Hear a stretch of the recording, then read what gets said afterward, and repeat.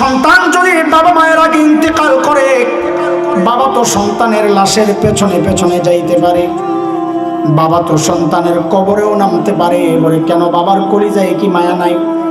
বলে আছে, কিন্তু বাবাকে আল্লাহ ওই শক্তি সামর্থ্য দিয়েছেন, সন্তানকে দাফন করে বাবা উপরে ওঠার ক্ষমতা রাখেন। মায়ের জন্য সন্তানের লাশের পেছনে যাওয়া চলবে না, মায়ের জন্য সন্তানের কবরে নামা চলবে না। কেন এটা? কারণ দুনিয়ায় এমন কোনো মা নাই যে সন্তানকে দাফন কইরা সুস্থ অবস্থায় নিজে উপরে উঠবে, এমন কোনো মা দুনিয়ায় নাই। বরং সন্তানকে দাফন কইরা নিজে ওর লাশ হইয়া সন্তানের সাথে শুইয়া পড়বে।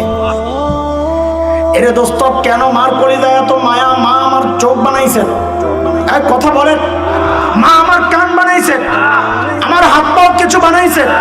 কিচ্ছু বানান নাই। অল্প কয়েকদিন ভাড়াটিয়ার মতো পেটের মধ্যে ধারণ করেছেন, লালন করেছেন, তাতেই মার কলিজায় এত মায়া।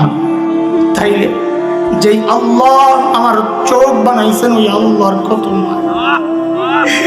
যে আল্লাহ আমার কান বানাইছেন, ওই আল্লাহর কত মায়া।